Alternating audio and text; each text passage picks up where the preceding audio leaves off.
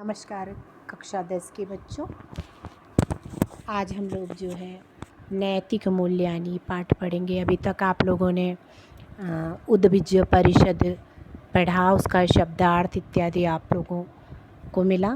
तो आगे आप लोग जो है तृतीय पाठ नैतिक मूल्यानि देखेंगे। तो आगे बढ़ते हैं।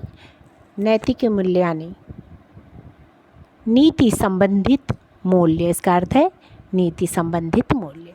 तो बच्चों, नीति से संबंधित जो मूल्य है उसका थोड़ा सा परिचय हम लोग यहाँ प्राप्त करेंगे। हिंदी में है, देखिए। उस क्रियाविधि को जिसके अनुसार मनुष्य के अपने जीवन को सुचारू और सफलता से बिता सके उसे नीति कहते हैं। नीति के मूल्यों को ही नैतिक मूल्य कहते हैं। नीति पर चलने से, उनका व्यवहार करने से जनता का, शासकों का तथा समस्त प्राणी मात्र का कल्याण होता है। कवियों तथा नीतिकारों ने कथाओं और श्लोकों के द्वारा नीति ग्रंथों की रचना की है।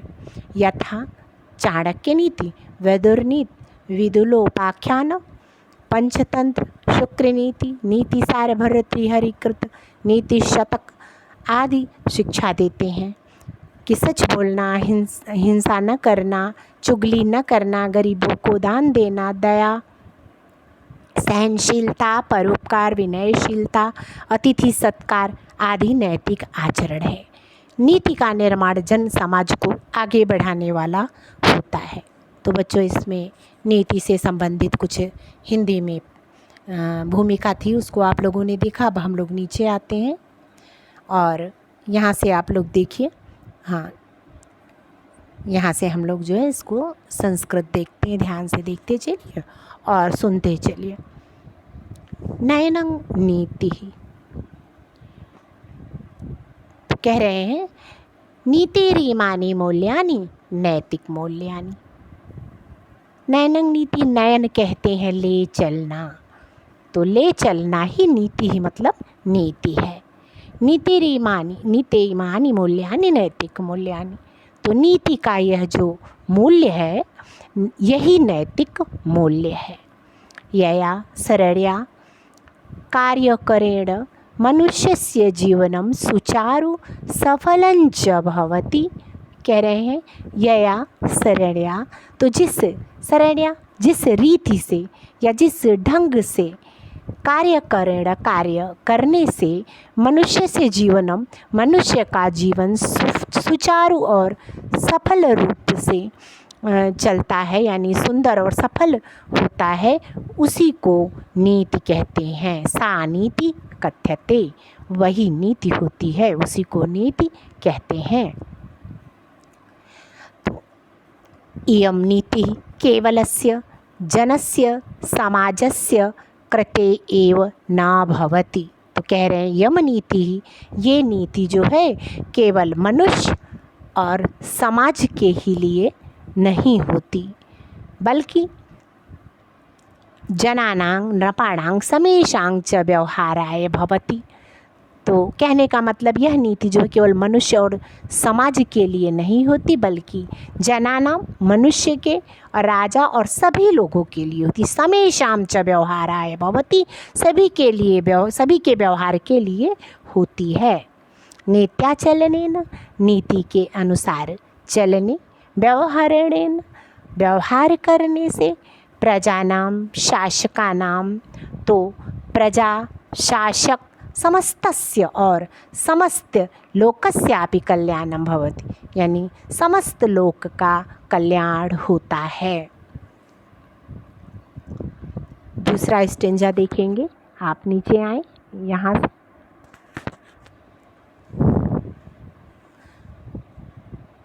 पुरातन कालादेव भारते कवयः नीतिकाराः मनोरमया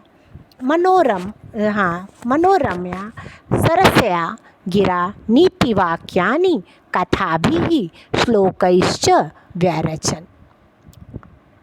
व्यरचयन्। तो पुराकालादेव, प्राचीन काल से ही भारतीय कवय, यानी भारत के कवि, नीतिकार, मनोरमा, तो सरसया गिरा नीति वाक्यानि, तो कह रहे हैं कि प्राचीन काल से ही भारत में नीतिकार कवियों ने सुंदर और सरस, ठीक है, मनोरम और सरस नीति वाक्यों की रचना, नीति वाक्यानि कथाभि श्लोकैश्च विरचयन्, तो नीति वाक्यों की और कथाओं की, श्लोकों की रचना की है। इत्थं, इस प्रकार नीति शास्त्राणि व्यवहार विदे, नीति शास्त्र व्यवहार ज्ञान के लिए कांता सम्मति तयोपदेश युजे बभूव, तो कांता यानी कि प्रेयसी के समान मधुर शब्दों में उपदेश देने के लिए बने हैं। ठीक है। फलत्विदं संपन्नं साधारणाः अपि जनाः व्यवहाराय नीतिवाक्यानि नीतिश्लोकांश्च गलविलाधः कुर्वन्ति स्म। तो देखिएगा फिर से, फलत्विदं संपन्नं साधारणाः, तो इसका जो फल है हुआ वो साधारणाः अपि जनाः, तो साधारण लोग भी व्यवहार के लिए नीतिवाक्यानि यानी नीति वाक्यों और नीति श्लोकांश नीति श्लोकों को गलविलाधः कंठस्थ किया। गलविलाध गले के छेद के नीचे, तो यानी कि कंठस्थ किया। तथा च और तथा च चाणक्य नीति, विदुर नीति, विधिलोपाख्यानम, पंचतंत्रम, शुक्र नीति और घटकर्परकृतः नीति सारः, तो देखते चलेंगे। यथा च, तो जैसा कि पहले देखिए चाणक्य नीति, क्योंकि संस्कृत में बस विसर्ग हटाना होगा, बाकी उसी प्रकार संस्कृत हिंदी में ही आप जो व्याख्या करेंगे वैसे ही लिखेंगे और पढ़ेंगे। तो चाणक्य नीति, विदुर नीति, विदलोपाख्यानम मतलब विदलोपाख्यान, पंचतंत्रम पंचतंत्र, शुक्र नीति, तो शुक्र नीति ही माने शुक्र नीति, घटकर्परकृतः और घटकर्पर द्वारा लिखा हुआ नीति सारः नीति सार, और सुंदर पांडे द्वारा कृता रचा गया नीति द्विषष्टिका। ठीक है, नीति द्विषष्टिका उसी प्रकार आपको लिखना है जैसा लिखा है। भल्लाल शतक, तो भल्लाल षट्कम है तो भल्लाल शतक रहेगा। और भर्तृहरि कृतम, भर्तृहरि के द्वारा रचा नीति शतक और बल्लाल शतक, दृष्टांत शतक इत्यादि बहुत सी बहूनि नीति पुस्तकानि, बहुत से नीति के पुस्तक संस्कृते उपलभ्यन्ते, संस्कृत में प्राप्त हैं, उपलब्ध हैं। तो कहने का मतलब एक बार आप लोग फिर से दोहरा लीजिएगा यहाँ से कि यथाच से कि चाणक्य नीति, विदुर नीति, विधिलोपाख्यानम, पंचतंत्र, शुक्र नीति, घटकर्पर के द्वारा लिखा हुआ नीति सार और सुंदर पांडे द्वारा लिखित नीति द्विषष्टिका, भल्लाल शतक, भर्तृहरि कृत नीति शतक, बल्लाल शतक, दृष्टांत शतक इत्यादि बहुत सी नीति की पुस्तकें संस्कृत में उपलब्ध है। नाम कठिन है बेटा, लेकिन जो ये है उसी तरह आपको लिखना है। तो आगे का स्टेंजा हम लोग देखेंगे। आगे देखिए, हाँ निशान के पास से देखते रहिए। तो विचार्यमाणे साहित्य, तो साहित्य में विचार किए जाने पर आदिकालादेव, आदिकाल से ही, सर्वेषु तो सभी, राष्ट्रेषु राष्ट्रों में, अयम विश्वासः प्रचलितः यह विश्वास प्रचलित था, यत काव्यस्यान्येषु प्रयोजनेषु, तो काव्य के अन्य प्रयोजनों के, हाँ काव्य के अनेक प्रयोजनों के, यहाँ इसे देखिएगा,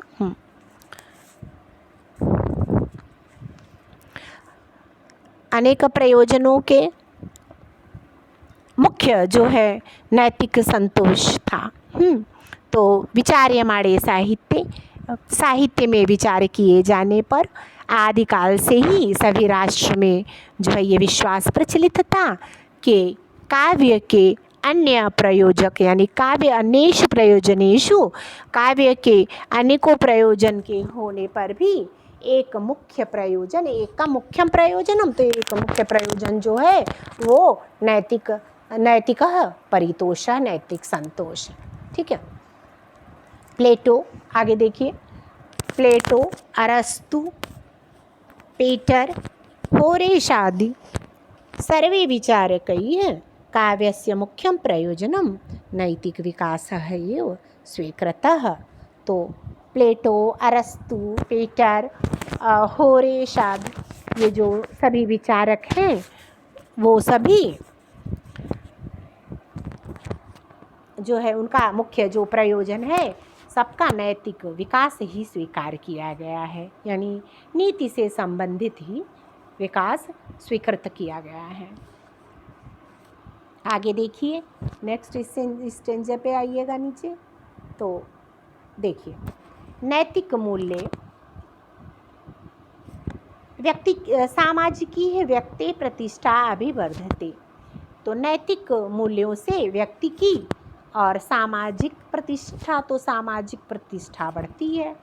तो कह रहे नैतिक मूल्य से व्यक्ति की जो है सामाजिक प्रतिष्ठा बढ़ती है और मानव कल्याणाय, मानव के कल्याण के लिए नैतिकता आवश्यकी, नैतिकता बहुत आवश्यक है। नैतिकतैव व्यक्ति, नैतिकता से ही व्यक्ति समाजस्य समाज, राष्ट्रस्य राज, विश्वस्य विश्व का कल्याण होता है। कहने का मतलब नैतिकता से ही व्यक्ति समाज, राष्ट्र और विश्व का कल्याण होता है। आगे देखिए, नैतिकताचरणेनैव मनुष्येषु त्यागः तपः विनयः सत्यः न्यायप्रियता एवमन्येपि मानवानां गुणाः उत्पद्यन्ते। तो नैतिक आचरण से ही, नैतिकता आचरणेनैव, नैतिकता का आचरण करने से ही मनुष्यों में त्याग, तप, विनय, सत्य, न्यायप्रियता और एवं अन्येपि मानवीय गुण, अन्य जो कोई भी मानवीय गुण होते हैं वो उत्पन्न होते हैं। नैतिकता से मनुष्यो अन्य प्राणिभ्यः भिन्नः जायते। मनुष्य जो है अन्य प्राणियों से यानी दूसरे प्राणियों से भिन्न हो जाता है। तदाचरेण, उसके आचरण से व्यक्ति समाजस्य और समाज का जीवन अनुशासितम निष्कंटकम च भवति, अनुशासित और निष्कंटक होता है, कंटकहीन होता है। ठीक है।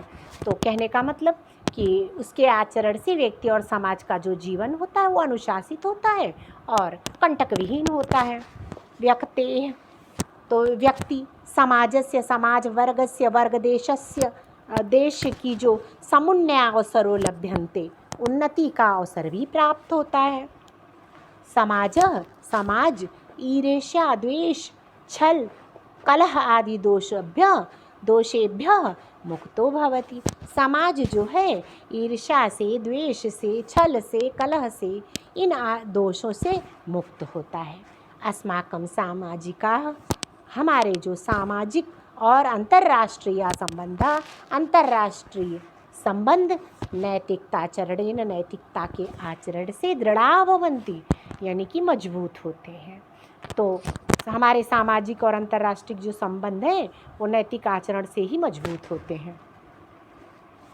अतः नैतिकता जो शब्द है सच्चरित्रतावाचकः, यह सच्चरित्रता का वाचक सुखमय मानव जीवनस्य आधारः अस्ति, और सुखमय मानव जीवन का आधार है। आगे का स्टेंजा देखेंगे बच्चों, ये नीचे तीसरा जो निशान है, तो देखिए, इदन्तु सम्यग् वक्तुं शक्यते।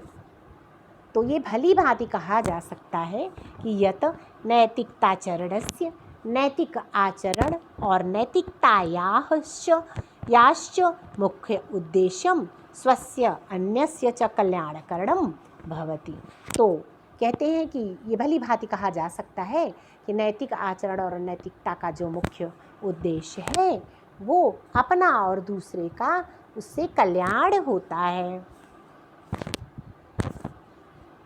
कदाचित एवमपि दृश्यते, कभी कभी ऐसा भी देखा जाता है, यत परेशान कल्याणं कुर्वन्, कि जो दूसरों का हित करता है, स्वीयां हानिमपि कुरुते, वो स्वयं अपनी हानि भी कर लेता है, कुछ अच्छा करते करते वो अपना बुरा भी कर लेता है।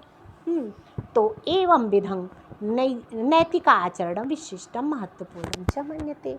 इस प्रकार से इस प्रकार का जो नैतिक आचरण है विशिष्ट एवं महत्वपूर्ण माना जाता है। तो परेशान हित नैतिकताया प्राणभूत तत्व, दूसरों का हित करना नैतिकता का ही प्राणभूत तत्व है।